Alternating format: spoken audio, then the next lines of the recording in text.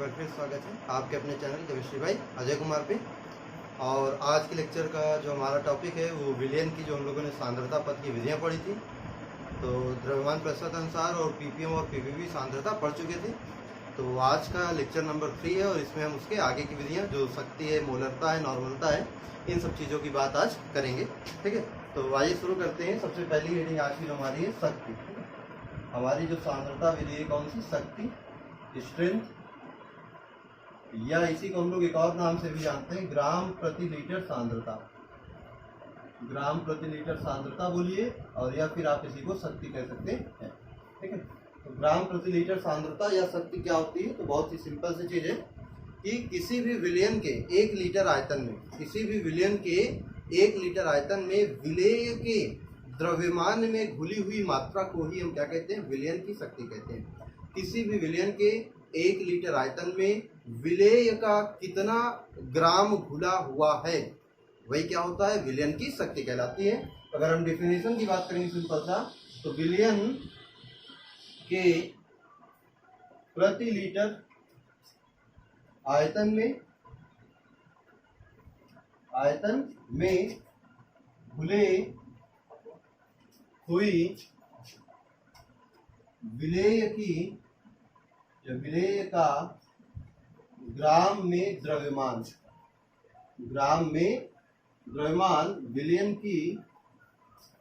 विलयन की शक्ति कहलाता है।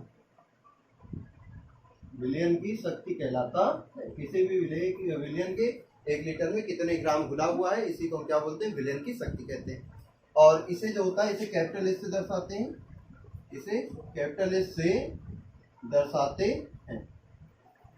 ठीक है, तो अगर इसका फॉर्मूला बनाए तो S बराबर क्या हो जाएगा भैया? विलेय का द्रव्यमान क्या होगा? विलेय का द्रव्यमान किसमें? ग्राम में,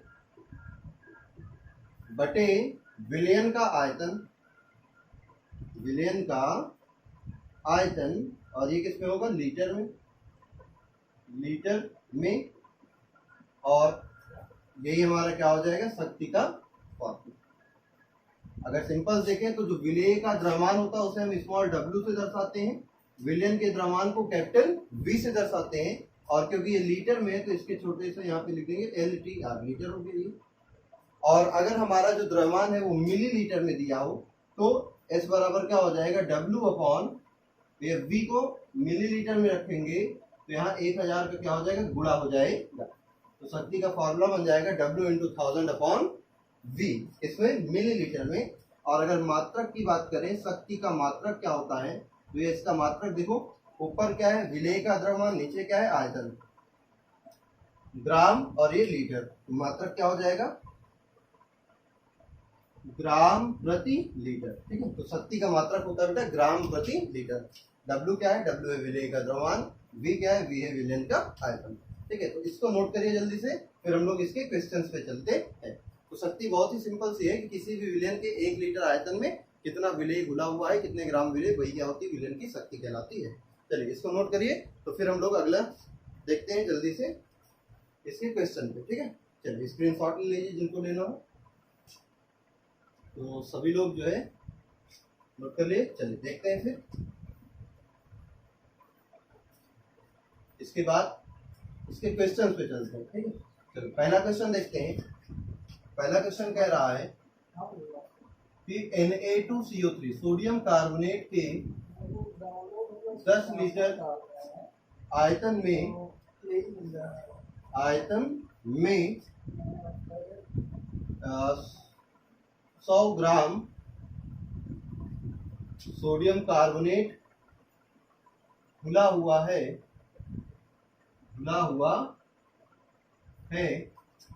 विलयन की शक्ति क्या बतानी है हमें? विलयन की शक्ति बतानी है। तो विलयन की शक्ति बताइए। देखिए कभी भी क्वेश्चन, ये तो अभी छोटे छोटे क्वेश्चन है, आप डायरेक्ट भी कर सकते हो, लेकिन सिंपल सी बात आप समझ लीजिए, कभी भी क्वेश्चन करने जाइए सबसे पहले क्वेश्चन में जो इन्फॉर्मेशन दी होती है उनको आप लिख लीजिए। ठीक है, जैसे वो कह रहा है Na2CO3 सोडियम कार्बोनेट के 10 लीटर आयतन में, तो ये आयतन का मतलब V का मान दे दिया कितना? 10 लीटर दे दिया। 100 ग्राम Na2CO3 मतलब 100 ग्राम विलेय है, तो विलेय का द्रव्यमान W आपको दे दिया है 100 ग्राम। कितना दे दिया है? 100 ग्राम दे दिया है। ठीक है, तो अब कह रहा है कि विलयन की शक्ति बतानी है। चलो देखो, सिंपल सा फॉर्मूला लिखा हुआ है शक्ति का। ये देखो, S बराबर क्या होता है? S बराबर होता है W। W कितना है? 100 बटे V कितना है? 10 लीटर में है, तो ये वाला फॉर्मूला लगाएंगे, 10 से 10 कट जाएगा, आ जाएगा 10 ग्राम प्रति लीटर। ये आपका क्या आ गया? आंसर आ गया। तो सिंपल सा क्वेश्चन है। ठीक है, बस विलेय का द्रव्यमान दिया था, विलेय का आयतन दिया था, दोनों को हमने फॉर्मूले में रख के डिवाइड कर दिया, हमारा आंसर आ गया। चलिए अब इसको नोट करिए, तो फिर हम लोग दूसरा क्वेश्चन देखते हैं। इसी का दूसरा क्वेश्चन, तो चलते हैं सेकंड क्वेश्चन पे। इसी के देखो, क्वेश्चन सेकंड क्या कहता है? कहता है कि एक विलयन की शक्ति 15 ग्राम प्रति लीटर है। इस विलयन के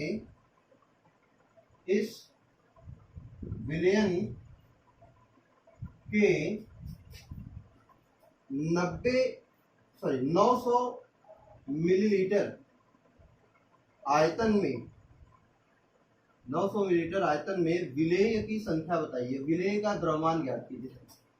विलेय का द्रव्यमान क्या हो, ये ज्ञात करना। कह रहा है एक विलयन की शक्ति 15 ग्राम प्रति लीटर है, तो इस विलयन के जो है 900 मिलीलीटर आयतन में विलेय का कितना द्रव्यमान घुला हुआ होगा, ये बताना है।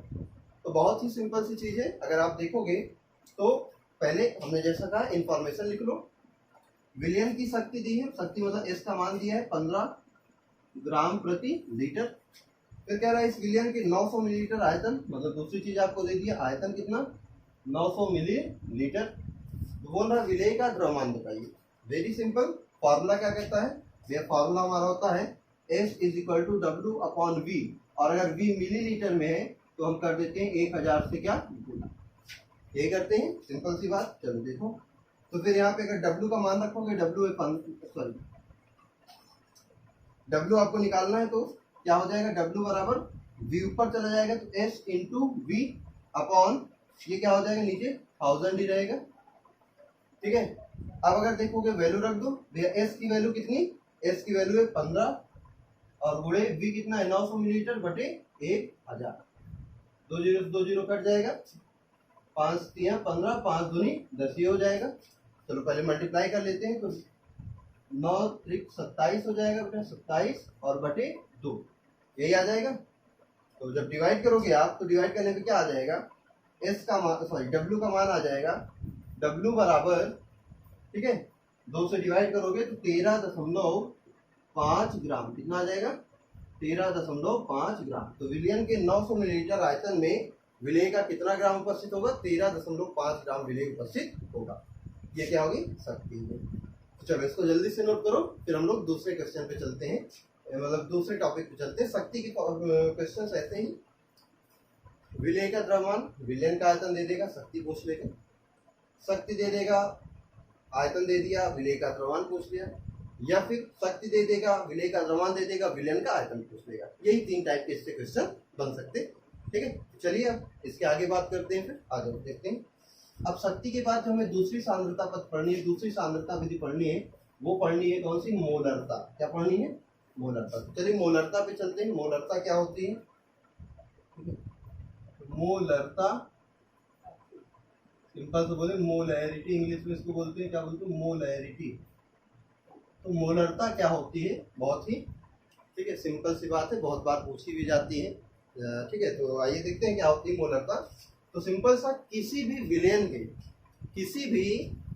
के 1 लीटर आयतन में या प्रति लीटर आयतन में विलेय के कितने मोल उपस्थित है। देखो मोलरता, मोल शब्द आ रहा है, तो मतलब इसमें विलेय के मोलों की संख्या देखी जाती है। क्या देखी जाएगी? विलेय के मोलों की संख्या।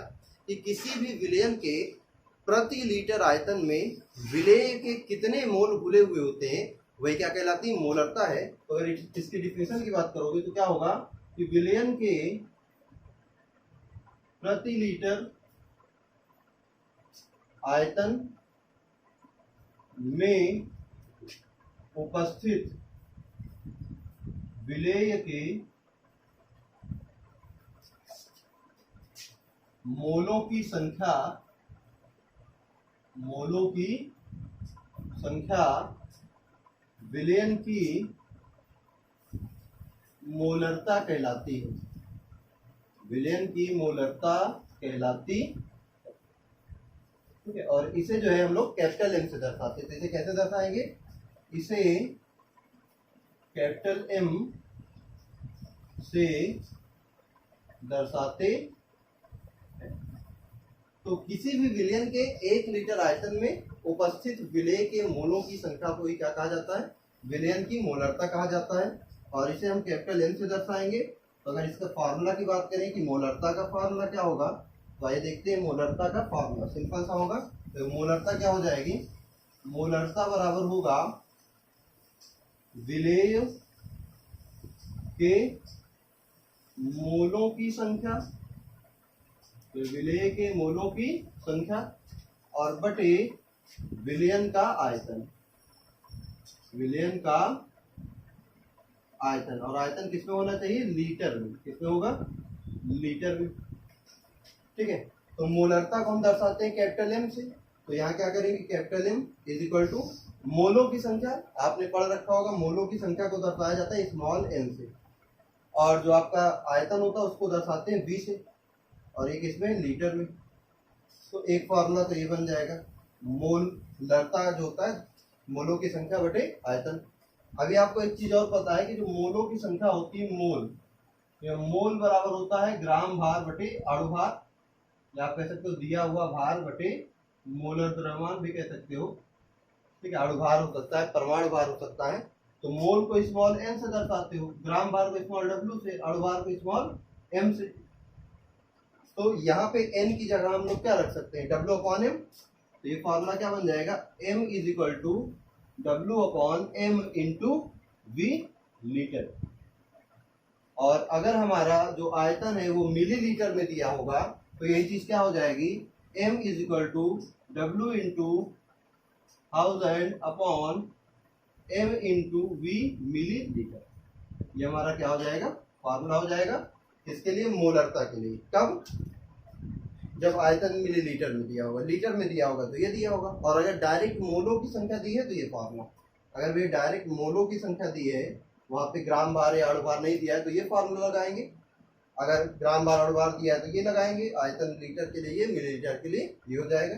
और अगर मात्रक की बात करें इसकी, तो इसका मात्रक क्या हो जाएगा? मात्रक हो जाएगा सिंपल सा, ये क्या है? मोल। तो मोल प्रति लीटर, तो मात्रक क्या हो जाएगा? मोल प्रति लीटर, या सिंपल से हम लोग इसको मोलर भी कहते हैं। एक शब्द में कहें तो मोलर, ठीक है। तो मोलरता का मात्रक क्या होता है? मोल प्रति लीटर, और या फिर मोलर होता है।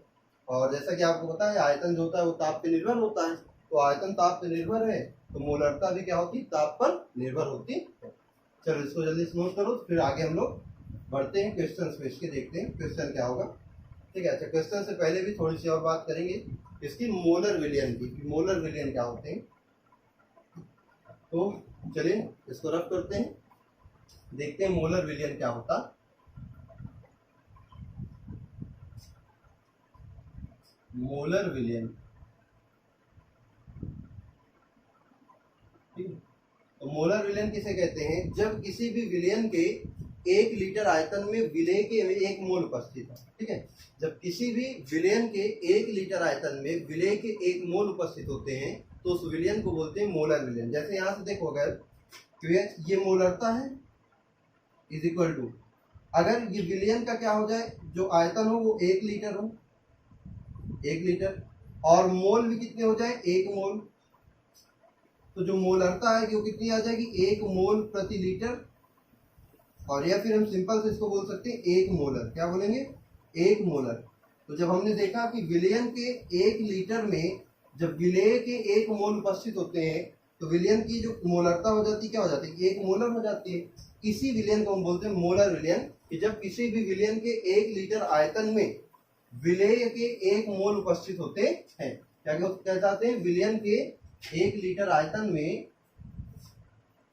ऐसा विलयन, या जब किसी विलयन के 1 लीटर आयतन में विलेय के 1 मोल उपस्थित होते हैं, 1 मोल उपस्थित होते हैं, तो यह विलयन मोलर विलयन कहलाता, तो यह विलयन मोलर विलयन कहलाता। ठीक, तो जब भी किसी विलयन के 1 लीटर आयतन में विलय के 1 मोल उपस्थित होंगे तो उस विलयन को हम क्या बोलेंगे, मोलर विलयन कहते हैं। इसका यूज हमें कहाँ आएगा, इसका यूज जब हम लोग न्यूमेरिकल्स को सॉल्व करेंगे तो वहां पे आएगा कि मोलर विलयन दे देगा, तो हमें पहचानना होगा कि मोलर विलयन कह दिया मतलब विलयन की मोलरता 1 मोल पर लीटर है। इसी तरह सेमी मोलर विलयन कह देगा, डेसी मोलर कह देगा, तो उन सारी चीजों की बात जान लेते हैं। जैसे हमसे कह दे कि मोलर विलयन, क्या कहेगा, मोलर विलयन, तो मोलर विलयन का मतलब हो जाएगा उसकी मोलरता है, उस विलयन की मोलरता है 1 मोल प्रति लीटर। ठीक है, एम मतलब मोलर, मोलर मतलब उसका जो मात्रक होता है। अगर कह दे कि सेमी मोलर विलयन है, कैसा है, सेमी मोलर विलयन, तो सेमी मोलर विलयन के लिए जो मोलरता होती है वो होती है 1/2m, जो सिंपल सा बोले तो 0.5 m। इसी तरह अगर आपसे कहे डेसी मोलर विलयन, तो डेसी मोलर विलयन जो होता है, डेसी मोलर विलयन की जो मोलरता होती है वो होती है 1/10m या 0.1 मोलर। ठीक है, इसी तरह अगर आपसे कहे डेसी के बाद सेंटीमोलर आता है, सेंटीमोलर विलयन, तो सेंटीमोलर विलयन की मोलरता हो जाएगी 1/100m, मतलब कि 0.01 m। इसी तरह मिली मोलर विलयन, अगर क्वेश्चन में आपका दिया रहेगा मिली मोलर विलयन, तो मतलब कि उस विलयन की हमें मोलरता बताएगा कि विलयन की मोलरता है 1/1000 मोल पर लीटर, जो है 0.001 मोलर। ठीक है, इसी तरह और भी सारे विलयन है, जैसे हमारा पेंटीमोलर विलयन है, पेंटीमोलर विलयन, तो जो पेंटीमोलर विलयन होता है उसकी मोलरता होती है 1/5 मोलर या 0.2 m। ठीक है, इसी तरह और भी थोड़े से हैं कुछ, उनको भी देखते हैं। जैसे पेंटामोलर विलयन, पेंटामोलर विलयन, तो पेंटामोलर विलयन की मोलरता होती 5 m। ठीक है, इसी तरह डेकामोलर विलयन होगा, डेकामोलर विलयन, इसके लिए जो मोलरता हो जाएगी 10 m। तो इसको नोट कर लीजिए। अभी फिर इसका यूज देखते हैं कि ये जो आपकी मोलरता है ये किस तरह से हम यूज करेंगे न्यूमेरिकल्स में। इसको जल्दी से नोट कर लीजिए सारी चीजें। ठीक है, और तो मोलर विलयन सिंपल सा, 1 मोलर विलयन का मतलब मोलरता की वैल्यू हो जाएगी 1 मोल पर लीटर, मतलब 1 लीटर में 1 मोल घुले हुए होते। चलो ठीक है, तो नोट हो गया। चलिए, तो फिर इसके बाद देखते हैं इसके क्वेश्चंस को। ठीक है, जो लोग नोट ना कर पाते हैं जल्दी से स्क्रीनशॉट ले लिया करिए। चलो देखते हैं फिर इसके क्वेश्चंस।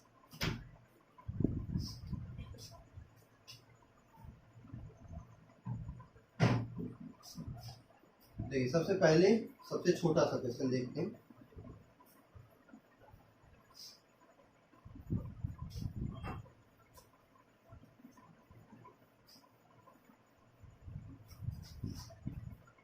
क्वेश्चन कहता है कि 3.65 ग्राम 250 मिलीलीटर HCl विलयन की मोलरता बताइए, की मोलरता बताइए। कह रहा है कि 3.65 ग्राम 250 मिलीलीटर HCl विलयन है, मतलब कि HCl के 250 मिलीलीटर विलयन में 3.65 ग्राम HCl घुला हुआ है। तो इन्फॉर्मेशन क्या दी है, ये W की वैल्यू दी है। जो क्वेश्चन में ग्राम में दिया होता है वो हमेशा क्या होता है, ग्राम बार दिया होता है, मतलब स्मॉल W होता है। और आयतन भी आपको दिया हुआ है, आयतन कितना है 250 मिली लीटर। और आपको विलेय भी दिया हुआ है, विलेय कौन है, HCl का अणुभार निकाल सकते हो, हाइड्रोजन का 1, क्लोरीन का 35.5, जोड़ देंगे कितना आएगा 36.5। तो अगर मोलरता का फॉर्मूला लिखें तो मोलरता का फॉर्मूला क्या है, M = W into 1000 upon M into V, यही है। अगर देखोगे यहाँ पे तो W दिया हुआ है कितना 3.65 गुणे 1000 बटे M अभी अभी आपने निकाला है कितना 36.5 और गुणे ये कितना है 250। तो अगर आप इसको देखोगे तो 3.65 है, ये 36.5 है, तो कितने बार चला जाएगा 10 बार में। एक जीरो से एक जीरो कट जाएगा, एक जीरो से एक जीरो ये कटेगा, कितना बचेगा 10 बटे 25, 5 दूनी 10, 5 बचे 25, कितना आ जाएगा 0.4 मोल पर लीटर। यही क्या आ गई विलियन की मोलरता। तो विलियन की मोलरता आ जाएगी 0.4 मोल पर लीटर। ठीक है, बिल्कुल सिंपल सा क्वेश्चन था, सारी वैल्यू इसमें दी थी, ग्राम बार भी W दिया था, आयतन भी दिया था, बस हमें अणुभार ज्ञात करना था। अणुभार ज्ञात करके फॉर्मूले रख दिया, क्वेश्चन का क्या आ गया आंसर आ गया। चलिए इसको नोट करिए, फिर देखते हैं दूसरा क्वेश्चन भी। दूसरा क्वेश्चन क्या कहता है, कहता है कि एक विलियन की मोलरता 2m है, 2m मतलब 2 मोल पर लीटर है। यदि इस विलियन में 49 ग्राम H2SO4 उपस्थित हो तो विलियन का आयतन क्या होगा। विलियन का आयतन क्या हो ये ज्ञात करना। ठीक है, विलियन का आयतन क्या होगा, सिंपल सा देखते हैं। इसमें भी देखो क्या क्या दिया है, मोलरता दी है, मतलब m का मान दे दिया, m का मान कितना दे दिया 2 दे दिया। और इसी तरह फिर यहाँ पर देखोगे तो विलियन में कितना विलेय है, विलेय मतलब W का मान 49 ग्राम, ये भी दे दिया हुआ है। और कह रहा है कि विलियन का आयतन क्या होगा, मतलब V की वैल्यू पूछा है। चलिए इधर देखते हैं सिंपल सा। ठीक है, तो फॉर्मूला रखोगे m is equal to W into 1000 upon M into V। तो अगर देखेंगे m का मान दिया है कितना 2, W कितना है, ये W है 49 गुणे 1000 बटे m कितना है, ये m आपका दिया है H2SO4 का m निकाल लो। H2SO4 एक हाइड्रोजन का द्रव्यमान होता है 1 ग्राम, 2 का हो जाएगा 2, सल्फर का 32 और ऑक्सीजन का 16, 4 ऑक्सीजन 16 चौको 64, जोड़ दोगे तो आएगा 98 ग्राम। कितना आ जाएगा 98। तो यहाँ पे रख देंगे 98 और हमें आयतन ही निकालना है। देखो 49 दूनी क्या हो जाएगा 98, 2 से इसको काटोगे कितना आ जाएगा 2 पंचे 10, 500 आ जाएगा। तो V इधर आ जाएगा, V is equal to 500 upon ये 2 डिवाइड में आ जाएगा, तो आ जाएगा आंसर 250 मिली लीटर। मतलब कि जो आपका विलियन का आयतन हो जाएगा कितना होगा 250 मिलीलीटर। विलियन का आयतन कितना होगा 250 मिलीलीटर। ठीक है, तो ये आपका सेकेंड टाइप का क्वेश्चन जिसमें मोलरता दे दी और आपसे क्या पूछा विलियन का आयतन पूछा। चलो तो इसको भी नोट करो, तब तक पहला क्वेश्चन रफ करते हैं, फिर एक क्वेश्चन और इसका देखते हैं।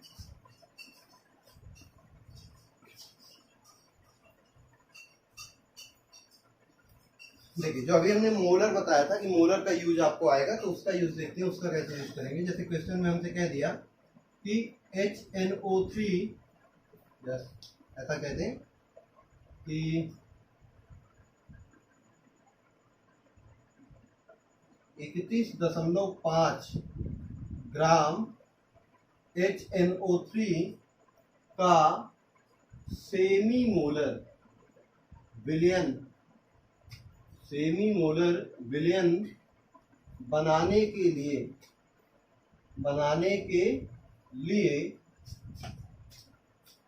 कितने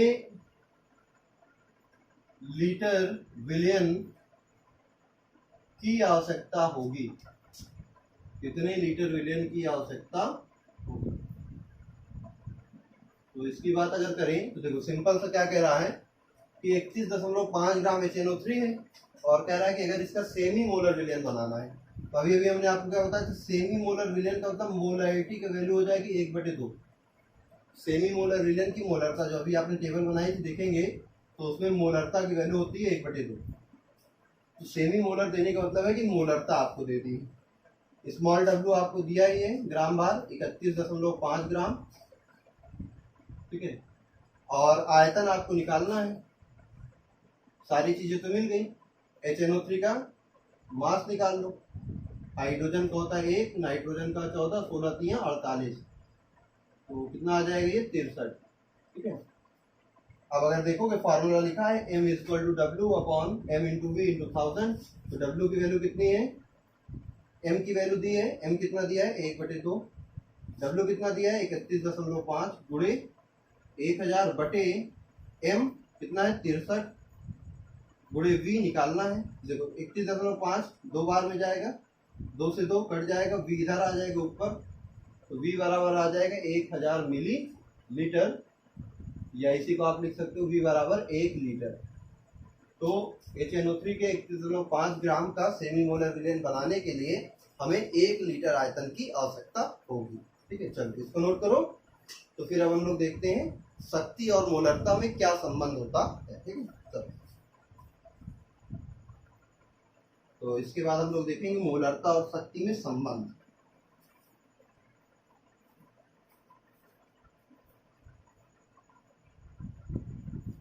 ठीक है, नोट हो गया। चलिए इसको रफ करते हैं।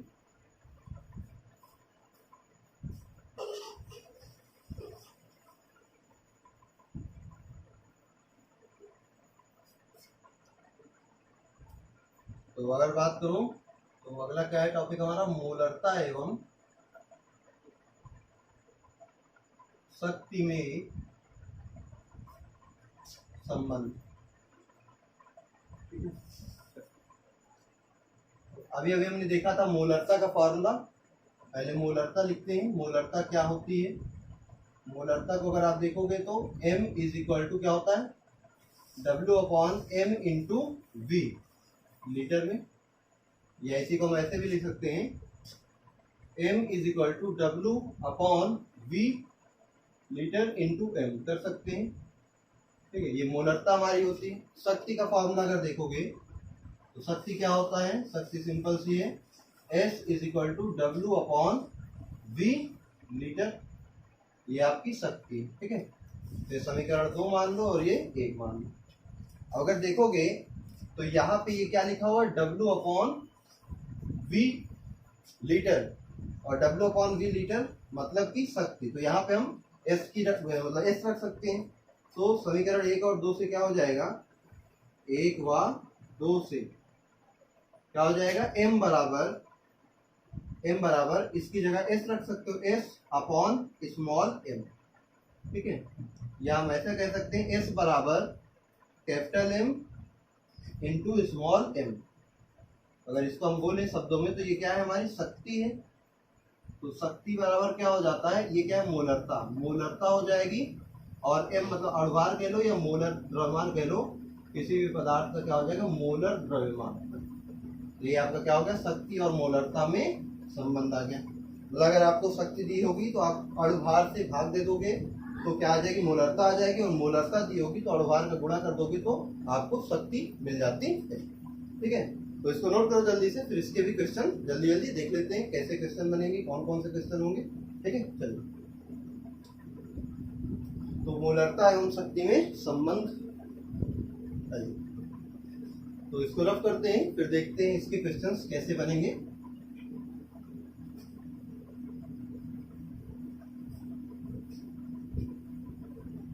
तो इसका सबसे पहला क्वेश्चन अगर देखें, ठीक है, क्वेश्चन नंबर 1, पहला क्वेश्चन जो है वो क्या होगा, देखते हैं कि एक विलयन या ऐसे कह लो HCl के विलयन की शक्ति, HCl के विलयन की शक्ति 10 ग्राम प्रति लीटर है। इस विलयन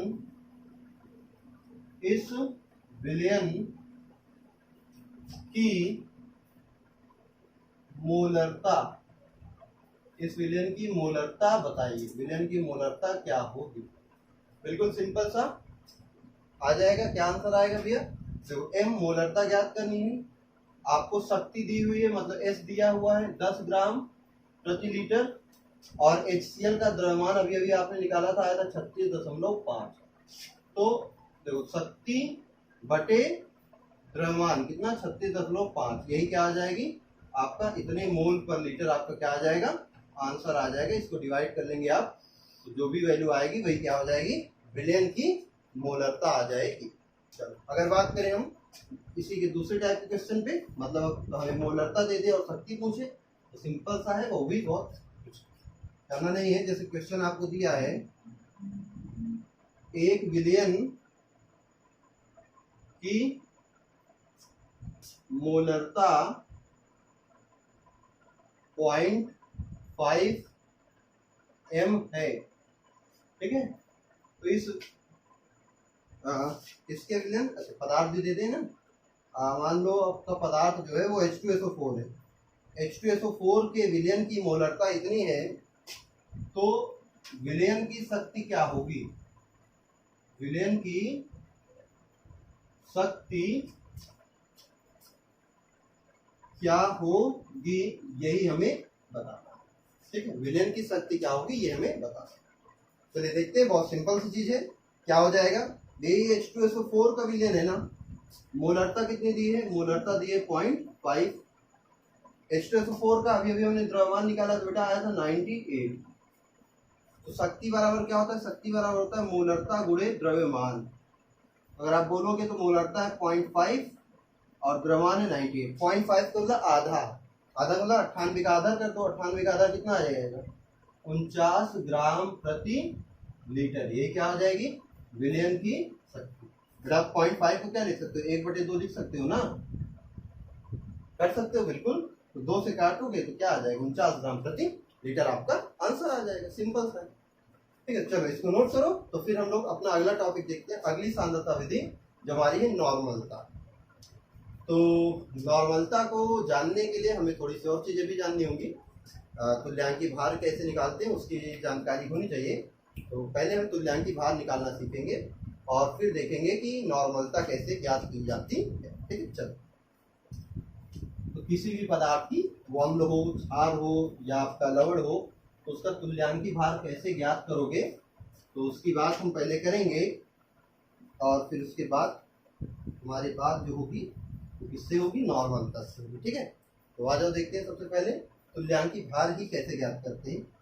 किसी भी पदार्थ का तुल्यांकी भार जो होता है वो कैसे ज्ञात किया जाता है, वे तुल्यांकी भार ज्ञात करते हैं, फॉर्मूला होता है इसका, अणुभार को, पदार्थ के अणुभार को किससे, n फैक्टर, एक होता है n फैक्टर, n फैक्टर से क्या कर देते हैं, डिवाइड कर देते हैं पदार्थ के तुल्यांकी भार निकालने के लिए। अच्छा n फैक्टर क्या होता है इसकी भी बात कर ले, अगर n फैक्टर होता है, n फैक्टर आपका होता है किसके लिए, अम्ल के लिए, अम्ल के लिए क्या होगा, अम्ल के लिए हम बोलते हैं विस्थापनीय, क्या बोलेंगे, विस्थापनीय H+ की संख्या, मतलब अम्ल जितने H+ आयन विस्थापित कर सकता है वो क्या होती है उसकी n फैक्टर होता है। क्षार के लिए अगर बात करें तो क्षार के लिए क्या होता है, क्षार के लिए इसका जस्ट अपोजिट, वे क्षार क्या देता है, OH-, तो क्षार के लिए क्या आ जाएगा, विस्थापनीय OH- आयन की संख्या हो जाएगी, किसके लिए, क्षार के लिए। और अगर देखें लवण के लिए, तो लवण के लिए, ये लवण के लिए क्या हो जाएगा, लवण के लिए हो जाएगा पॉजिटिव या नेगेटिव चार्ज, आवेश की संख्या, धनावेश या ऋणावेश की संख्या, कि किसी भी आयन पर कितना धनावेश या कितना ऋणावेश है, ये हमारा क्या होता है, n फैक्टर होता है। अम्ल के लिए अम्ल जितना H+ निकाल सकता है, या सिंपल सा बोल सकते हैं हम, अम्ल की क्षारकता को उसका n फैक्टर कहते हैं। अम्ल की क्षारकता, क्षारकता का मतलब आप समझते हो, कोई भी अम्ल जितने H+ आयन रिलीज कर सकता है उसको हम उसकी क्षारकता कहते हैं। जैसे HCl 1 H+ निकालेगा तो हम बोलेंगे कि HCl की क्षारकता 1 है। जैसे H2SO4 2 H+ निकाल सकता है तो हम बोलेंगे कि H2SO4 की क्षारकता कितनी है, 2 होती है।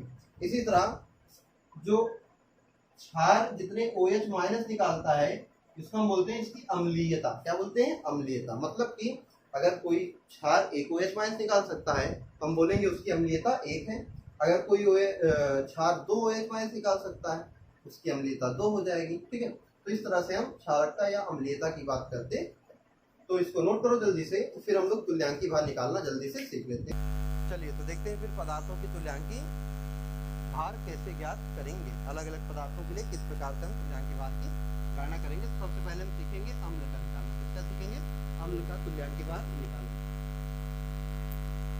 ठीक है, तो आज हम देखते हैं सबसे पहले अम्ल का तुल्यांकी भार। अम्ल का तुल्यांकी भार कैसे निकालेंगे?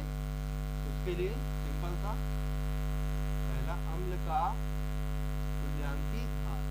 इसके लिए क्या हो जाएगा हमारा? अम्ल का अणु भार, अम्ल का अणु भार बटे विस्थापनीय H+ आयन की संख्या। अम्ल कितने H+ आयन विस्थापित कर सकता है उसकी संख्या। ठीक है, ये क्या होता है हमारा अम्ल का तुल्यांकी भार होता। अब देखें अगर तो अम्ल का तुल्यांकी भार निकालने के लिए सिंपल से करना क्या है हमें? तो वही चीज जो हमने बताया अणुभार। जैसे हमने पहला लिया अम्ल कौन? H2 या HCl ले लिया। ठीक है, HCl तुल्यांकी भार को हम लोग कैपिटल E से दर्शाते हैं, इंग्लिश बोलते हैं इक्विवेलेंट रेट, तो कैपिटल E से दर्शाएंगे। HCl का तुल्यांकी भार निकालना है E ऑफ HCl। HCl का अणुभार हमने निकाला था 36.5 बटे विस्थापनीय H+ क्या हो जाएंगे 1, तो इसका तुल्यांकी भार तो यही आएगा 36.5। ठीक है, दूसरा देखें, जैसे हमने दूसरा देखा HNO3। बेटा HNO3 के लिए जो E होगा इसका अणुभार भी अभी हमने देखा था 63, और इसके जो H+ है ये कितने H+ निकाल सकता है? केवल एक H+, तो इसका क्या हो जाएगा भैया 63, इसका भी आ जाएगा। अगर हम अगला पदार्थ बात करें, अगला हम लें जैसे H2SO4। हमने क्या लिया? H2SO4। H2SO4 का जो आएगा क्या हो जाएगा? देखो इसका भी हमने अणुभार देखा था 98 अभी आया था H2SO4 क्वेश्चन में हमने देखा था। और कितने H+ इसमें दिख रहे हैं भैया? H2SO4 2 H+ निकाल सकता है, तो 2 से डिवाइड कर दोगे, इसका तुल्यांकी भार आएगा 49। कितना आएगा? 49। इसी तरह अगर हम और बात करें, अब देखो 3 और पदार्थों की हम बात करेंगे। चौथा हमारा होगा H3PO4, पांचवा होगा हमारा H3PO3, और छठवां होगा हमारा H3PO2। तो आप लोग भी कोशिश करते रहिए, देखिए क्या होगा। तो हम देखें अगर तो H3PO3 हाइड्रोजन का 3 हो जाएगा, फास्फोरस का 21 होता है, 16 चौकी 64, टोटल कितना आ जाएगा? ये 98। इसका तुल्यांकी भार देखेंगे अगर बेटा 98, और H3PO3 कितने हाइड्रोजन निकाल सकता है? 3, तो 3 त्रिक का 9, 3 दूनी 6, और फिर 3 संग 3 सतही 32.67 आएगा इसका तुल्यांकी भार। इसका देखते हैं बेटा, हाइड्रोजन का 1 का 3, 1 का 1 तो 3 का 3, फिर 31, 16 3 48, और आप ऐड कर दोगे तो आ जाएगा 82। इसका जो तुल्यांकी भार होगा 82।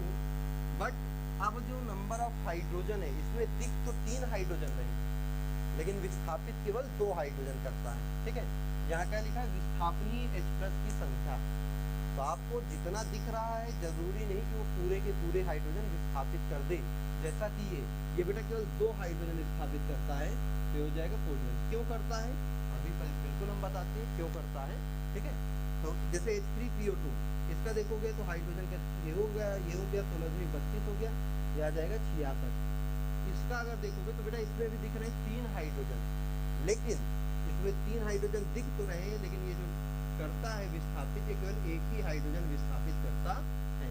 जब एक हाइड्रोजन विस्थापित करता है तो उसके विस्थापनीय H+ आयन की संख्या क्या हो जाएगी? 1 हो जाएगी। चलो इसको नोट कर लिया, तो हम बताते हैं कि ऐसा क्यों होता है। कि इसमें 3 है तो 3 कर दिया, 3 है लेकिन 2 ही किया, 3 इसमें भी है लेकिन ये 1 ही किया। इसका रीजन क्या है?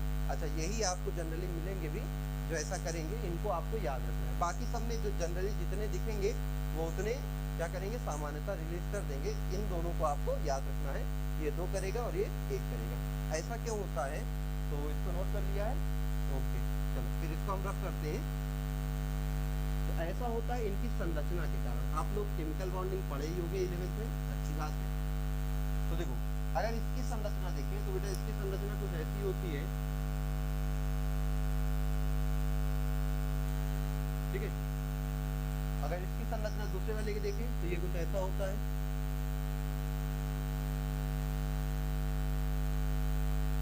ये पहला मतलब ये वाला हो गया H3PO4, ये आपका H3PO3 और ये आपका जो है H3PO2। देखो कैसे होता है, PO OH H और H। अब देखिए सुनिएगा बहुत ध्यान से बात, किसी भी अम्ल से वही हाइड्रोजन विस्थापित होगा जो किसी साइड वाले एटम से जुड़ा होगा, जो केंद्रीय परमाणु से जुड़ा होता है बेटा, वो हाइड्रोजन कभी रिलीज नहीं होगा, विस्थापित नहीं होगा। जैसे अगर इसमें देखें फास्फोरस के ऑक्सी अम्ल में वही हाइड्रोजन विस्थापित होगा जो ऑक्सीजन से जुड़ा होगा, जो डायरेक्टली फास्फोरस मतलब केंद्रीय परमाणु से जुड़ा होगा वो उससे विस्थापित नहीं होगा।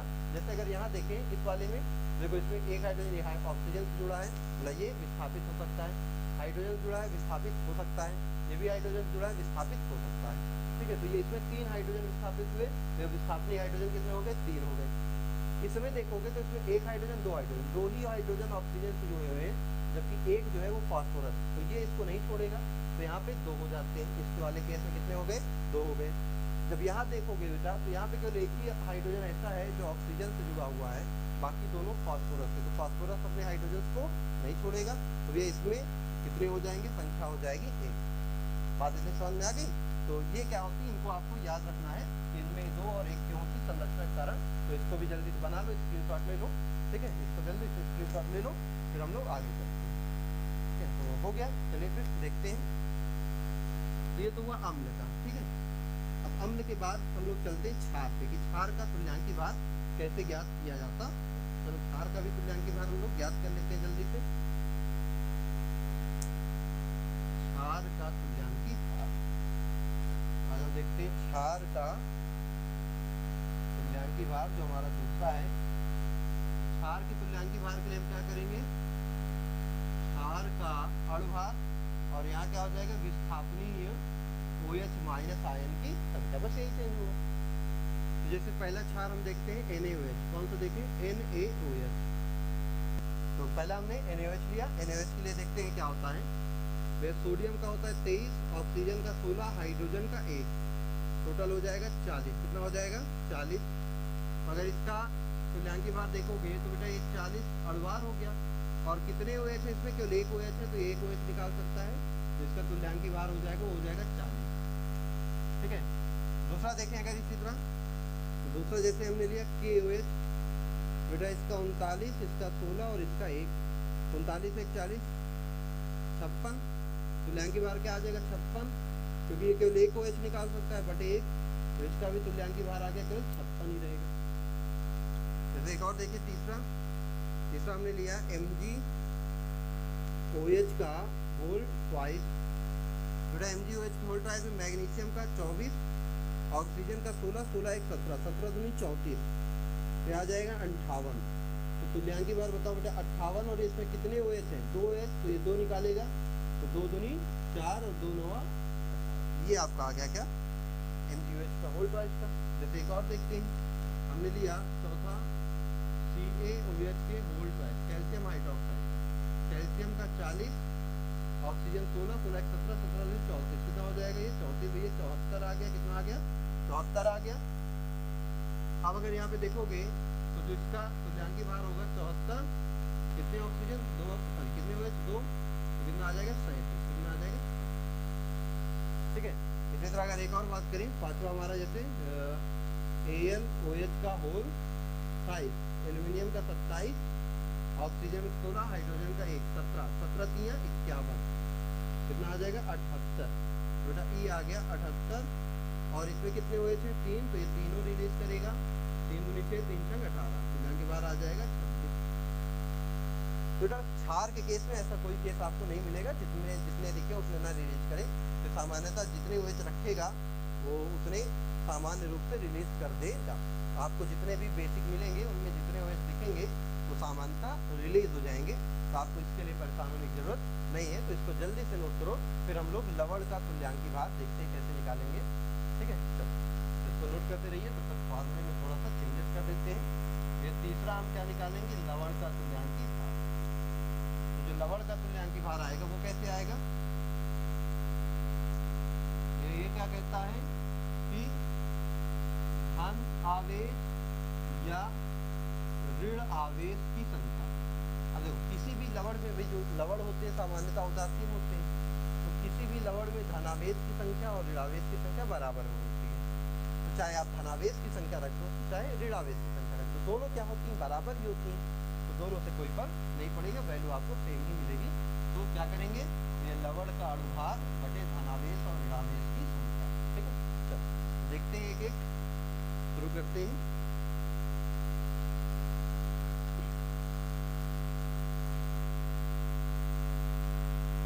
अगर यहाँ पे देखिए हम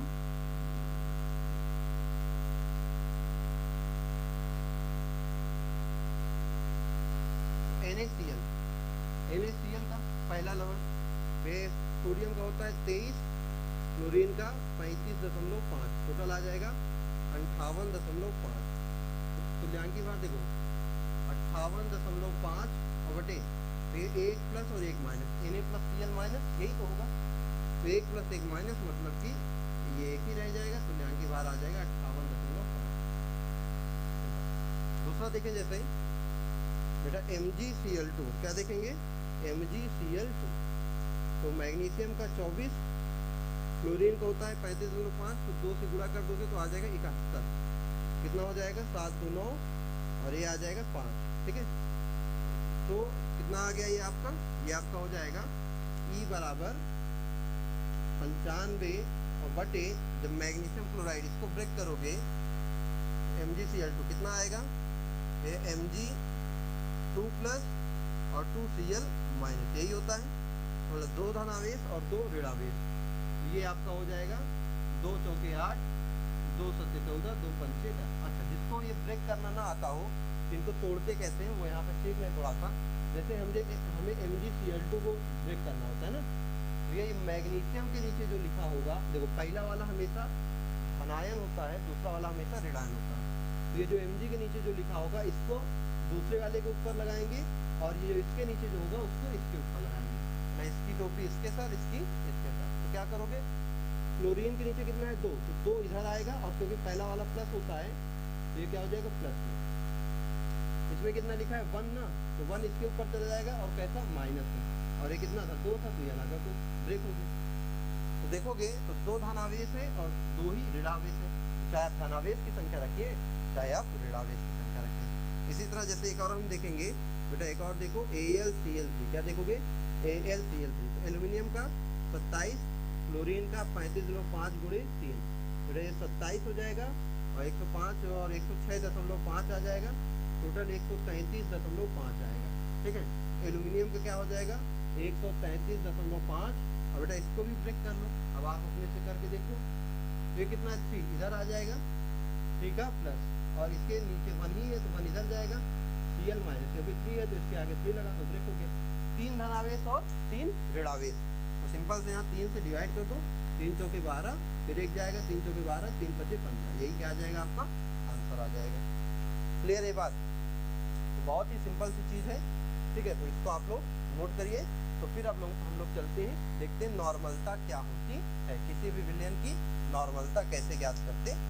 ठीक है, तो चलो ये नोट हो गया, रख करते हैं इसको। अब हम सिंपल देखेंगे नॉर्मलता की डिफिनीशन कि बेटा नॉर्मलता क्या होगी। तो आ जाओ देखते हैं।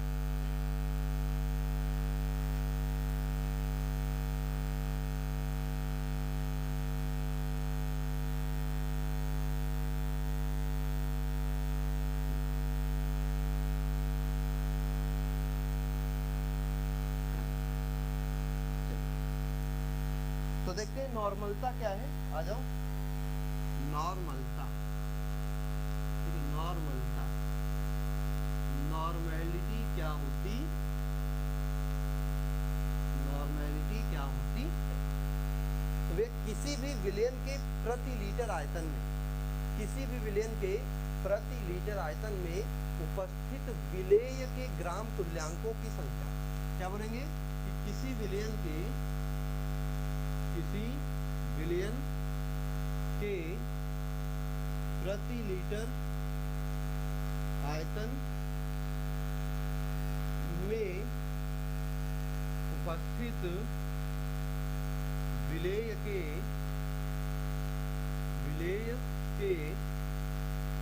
ग्राम तुल्यांकों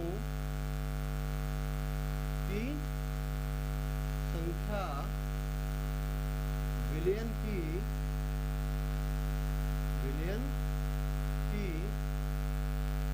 नॉर्मलता कहलाती है।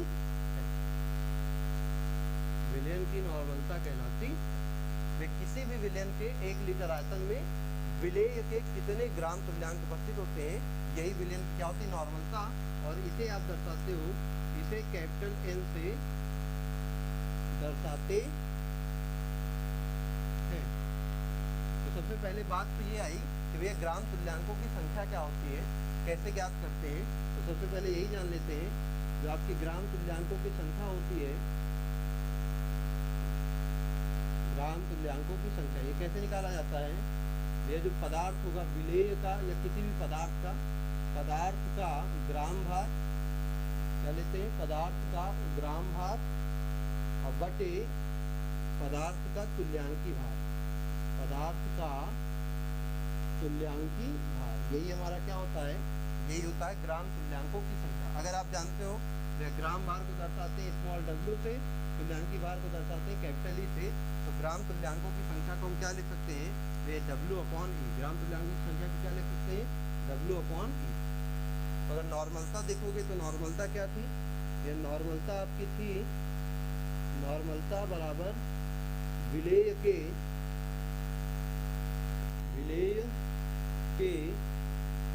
ग्राम तुल्यांकों की संख्या बटे विलयन का आयतन, और ये आयतन जो आपका होगा ये किसमें होगा, लीटर में, किसमें होगा, लीटर में, ठीक है। तो नॉर्मलता बराबर विलेय के ग्राम तुल्यांकों की संख्या बटे विलयन का आयतन। देखो नॉर्मलता को दर्शाते हैं कैपिटल N से, ग्राम तुल्यांकों की संख्या W/E, और ये जो आयतन है, आयतन होता है कैपिटल V, ये हो जाएगा V लीटर। यही क्या हो गया आपको नॉर्मलता का फॉर्मूला। अगर आप बोलो कि जो नॉर्मलता है, जो आयतन है वो मिलीलीटर में होगा, तो मिलीलीटर के लिए क्या हो जाएगा भैया, मिलीलीटर के लिए हो जाएगा यहाँ पे 1000 से गुणा, ये आपको क्या हो जाएगा, आपका हो जाएगा नॉर्मलता किसमें, जब आयतन मिलीलीटर में। सिंपल सी चीज है। तो चलो जल्दी से नोट करो। और अच्छा, इसके मात्रक की बात करें बेटा, इसका मात्रक जो होगा, मात्रक ग्राम तुल्यांक प्रति लीटर, या सिंपल सा हम लोग इसको लिखते हैं नॉर्मल, क्या लिखते हैं, नॉर्मल, ठीक है। तो ये आपका नॉर्मलता का क्या हो जाएगा, मात्रक, या तो ग्राम तुल्यांक प्रति लीटर कहिए, और या फिर आप क्या कह लीजिए, नॉर्मल कह लीजिए, ठीक है। जल्दी से इसको नोट करो, ठीक है, स्क्रीनशॉट ले लो जल्दी से। तो फिर हम लोग इसके थोड़ा सा और बात करते हैं। तो जैसे हमने मोलरता में मोलर विलयन पढ़ा था, वैसे ही हमें नॉर्मलता में नॉर्मल विलयन भी पढ़ना है। तो नोट हो गया। चलो देखते हैं फिर नॉर्मल विलयन की बात करते हैं।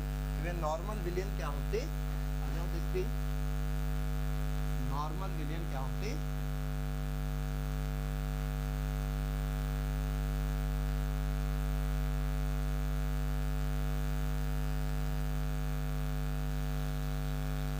बात करें नॉर्मल विलयन तो सेम चीज होगी बेटा, क्या होगी, जब किसी भी विलयन के 1 लीटर आयतन में विलेय के 1 ग्राम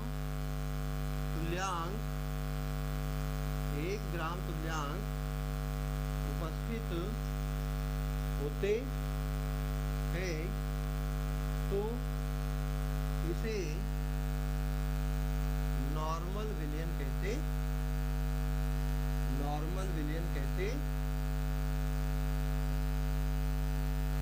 जब किसी भी विलयन के 1 लीटर में विलेय का 1 ग्राम तुल्यांक उपस्थित होगा बेटा, तो उसी को क्या बोलेंगे, नॉर्मल विलयन कहते हैं। और इसके लिए भी सारी चीजें वैसी ही रहेंगी जैसे मोलर के लिए था। वे एक नॉर्मल विलयन की नॉर्मलता कितनी होगी, 1 ग्राम तुल्यांक प्रति लीटर। सेमी नॉर्मल की भी वही चीज, क्या, 1/2। तो अगर हम बोले कि जो नॉर्मल विलयन होगा, नॉर्मल विलयन, उसकी जो नॉर्मलता होगी होगी 1n। अगर हम बात करेंगे सेमी नॉर्मल विलयन की, बेटा सेमी नॉर्मल विलयन के लिए भाई 1/2n मतलब 0.5n। इसी तरह हम बात करेंगे पेंटी नॉर्मल विलयन की, बेटा पेंटी नॉर्मल विलयन क्या था, 1/5n मतलब 0.2n। इसी तरह डेसी नॉर्मल विलयन के लिए, डेसी नॉर्मल विलयन, तो डेसी नॉर्मल विलयन का क्या था, 1/10n मतलब 0.1n। ठीक है। इसी तरह जो हमारा सेंटी नॉर्मल विलयन होगा, सेंटी नॉर्मल विलयन, तो सेंटी नॉर्मल विलयन की 1/100n मतलब 0.01 है ना, क्या हो जाएगा 0.01। और बात करेंगे इसी तरह किसकी, मिली नॉर्मल विलयन की, तो मिली नॉर्मल विलयन के लिए होगा 1/1000 n मतलब 0.001n। ठीक है। इसी तरह अगर आप बात करोगे किसकी, डेका नॉर्मल विलयन, ठीक है, पेंटा नॉर्मल, किसकी बात कर रहे हैं, पेंटा नॉर्मल विलयन। तो पेंटा नॉर्मल विलयन, तो इसकी बात बेटा पेंटा नॉर्मल विलयन जो होगा ये हो जाएगा 1/5n। और इसी तरह डेका नॉर्मल विलयन, बेटा डेका नॉर्मल विलयन की जो नॉर्मलता होगी वो हो जाएगी 10n। ठीक है। तो ये आपके क्या हो जाएंगे, कुछ विलयन हो जाएंगे, नॉर्मल विलयन और उनकी मोलरता, जो हमें वही सेम चीज न्यूमेरिकल पर्पस से काम आएगी। जब हम न्यूमेरिकल सॉल्व करेंगे तो वहाँ पे ये सारी वैल्यूज हमें काम आएंगी। तो चलिए इनको जल्दी से नोट कर लीजिए और फिर हम लोग चलते हैं किस पे, क्वेश्चन देखते हैं, इसके क्वेश्चन कैसे बनाने हैं। ठीक है, चलो तो नोट करिए जल्दी से इसको। तो आज इसके 1-2 क्वेश्चन, टाइम हो रहा है, 1 घंटे कंप्लीट होने वाले हैं, है ना। तो इसके 1-2 क्वेश्चन देख लेते हैं, फिर नेक्स्ट लेक्चर में, कल लेक्चर में जो होगा, कल के लेक्चर में फिर इसके और सारे क्वेश्चन की बात करेंगे। फिर थोड़ी और भी चीज़ें बची हुई हैं, फिर इनमें संबंध भी देखना है, ये मोलरता नॉर्मलता में संबंध देखना है, शक्ति और नॉर्मलता में संबंध देखना है ना, तो सारी चीज़ें और उसके भी क्वेश्चन देखने हैं। तो वो सारी चीज़ें करेंगे, जल्दी से इसको नोट करिए।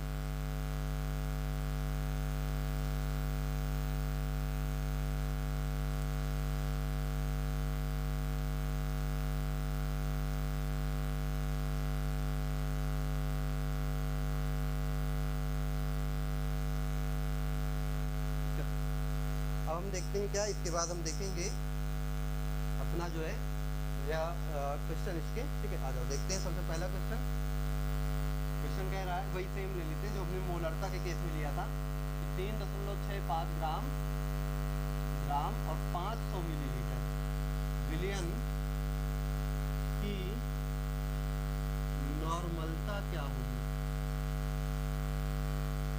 नॉर्मलता क्या होगी।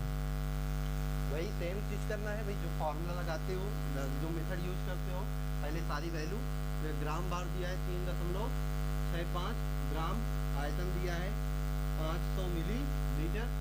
ठीक है, इतना दिया हुआ है आपको। और HCl का तुल्यांकी भार भी अभी आपने निकाला था, कितना, 36.5। चलो फॉर्मूला नॉर्मलता कहता क्या है कि W इंटू 1000 अगर आयतन मिलीलीटर में दिया हो अपॉन E इंटू V, तो W की वैल्यू 3.65 गुणे 1000 अपॉन E कितना, बेटा E आपका 36.5 गुणे V कितना 5, तो 2 बार जाएगा, ये 10 बार जाएगा, 2/5, ये आ गया 1/5n, ये ग्राम तुल्यांक पर लीटर। तो हम ये भी कह सकते हैं, तो ये जो हमारा विलयन बनेगा कैसा होगा, पेंटी नॉर्मल विलयन। देखो 1/5n नॉर्मलता आ गई ना। अगर आपसे इसे पूछ लेता कि यह नॉर्मलता क्या होगी और एक कैसा विलयन होगा, तो ये पेंटी नॉर्मल विलयन हो जाएगा, ऐसा भी आप कह सकते हो। चलो अगला क्वेश्चन देखते हैं। कहता है कि H3PO4 के 24.5 ग्राम का पेंटी नॉर्मल विलयन बनाने के लिए कितने लीटर विलयन की आवश्यकता होगी? कितने लीटर विलयन की आवश्यकता होगी? बहुत ही सिंपल सा है, फिर से देखो एकदम सरल चीज। वे हमें ग्राम बार दे दिया 24.5 ग्राम। पेंटी नॉर्मल का मतलब n की वैल्यू 1/5 अभी हमने बताया था। H3PO4 का देखो पलट के पीछे पेज, तो आपने इसका E निकाल रखा है कितना, या E आपने इसका निकाला था कितना, H3PO4 का 98/3 यही था ना। इसको इसी रूप में रहने तो कैंसिल मत करना, ठीक है, काटने में आसानी होगी। तो चलिए फॉर्मूले में रख देते हैं। फार्मूला हमारा n का मान 1/5 बराबर W 24.5 गुणे 1000 बटे E कितना, E है 98/3 और गुणे B निकालना है। देखो 24.5 से 4 बार कट जाएगा, ठीक है, फिर 4 से ये आपका 4 दुनिया 4 5 10 ये कट जाएगा, तो B इधर आ जाएगा। B बराबर हो जाएगा 250 गुणे 5/3 125/3 3 चौके 12 3 एकम 3 3 संग 18, ठीक है, ये हो जाएगा। और 3 संग 18 3 सते 21 इतने मिलीलीटर, ये क्या आ जाएगा 416.67 मिलीलीटर आपका क्या आ जाएगा बेटा, विलयन का आयतन। मतलब कि H3PO4 के 24.5 ग्राम का पेंटी नॉर्मल विलयन बनाने के लिए आपको 416.67 मिलीलीटर आयतन की आवश्यकता होगी। तो इसको आप लोग नोट करिए जल्दी से। तो आज का लेक्चर यहीं पे हम लोग करते हैं खत्म, ठीक है। और जितनी भी चीज़ें कराई हैं क्वेश्चन एक बार ध्यान से देखिएगा। अभी शाम तक आपको फिर से वही असाइनमेंट ग्रुप में मिल जाएगा जो क्वेश्चन का असाइनमेंट है पक्की नॉर्मलता मोलरता से संबंधित। तो इनको लगाइए और आपके पास जो बुक्स हो उनके भी देखिए, उसमें पक्की नॉर्मलता मोलरता के जो भी क्वेश्चन दिए हो आप आराम से बनाइए, आपसे आसानी से हल हो जाएंगे, ठीक है। तो चलिए फिर सभी लोग मिलते हैं कल की क्लास में, ठीक है, सेम टाइम पे नए टॉपिक के साथ। तब तक के लिए सभी को बाय।